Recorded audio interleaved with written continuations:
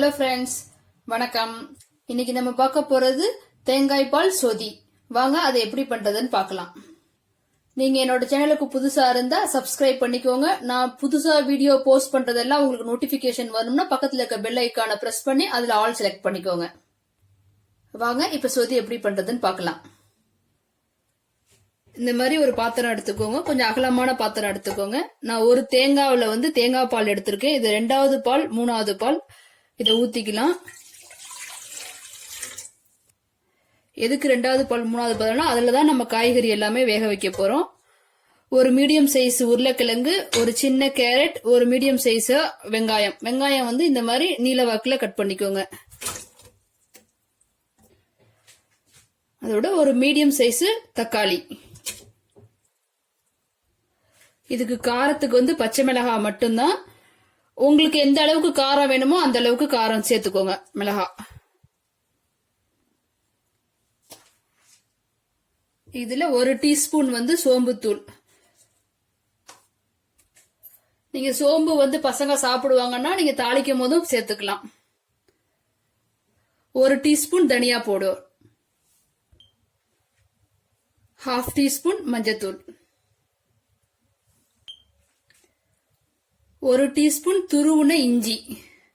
விருப்பப்படுறவங்க இதோட பூண்டும் சேர்த்துக்கலாம். 2 பீஸ் பட்டை.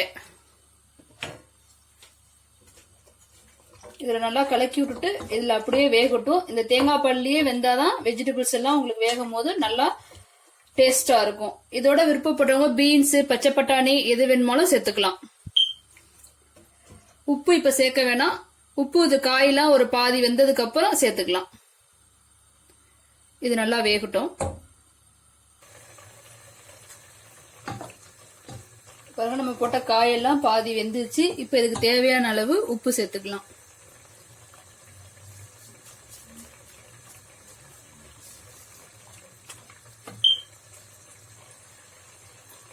உப்பு சேர்த்துட்டு இதுக்கு தேவையான கருவேப்பிலை. நீங்க கருவேப்பிலை எப்பயே போட்டீங்கன்னா அது வேகும் போது அதோட சத்து எல்லாமே இதுல இறங்கி இருக்கும். வாசமும் நல்லா இருக்கும். இப்ப இதுல இருக்க காயெல்லாம் நல்லா வெந்துருச்சு. இந்த ஸ்டேஜ்ல நம்ம முதல் பால் எடுத்து வச்சிருக்கோம் பாத்தீங்களா, இந்த திக்கு பாலை சேர்த்துக்கலாம். இந்த முதல் பால் திக் பால் சேர்த்தோடனே ஒரு கொதி வந்தோடனே நம்ம அடுப்பை ஆஃப் பண்ணிடலாம். இது ஒரு கொதி வரட்டும். இப்ப ஒரு கொதி வந்துச்சு. இப்ப நம்ம ஆஃப் பண்ணிட்டு தாளிக்கிறது தாளிச்சிடலாம்.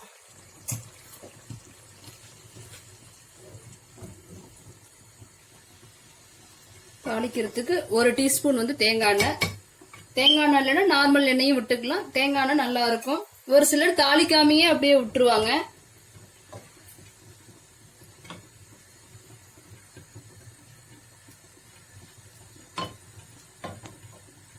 ½ டீஸ்பூன் கடுகு.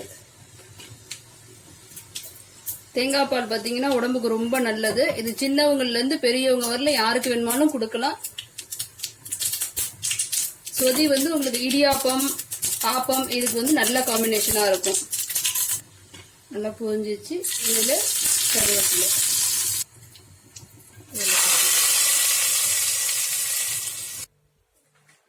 நீங்க தாளிச்சதுக்கு அப்புறம் ஒரு கடைசியா லாஸ்டா ஆஃப் பண்ணதுக்கு அப்புறம் ஒரு ½ லெமன் புழிஞ்சு விட்டுக்கலாம்.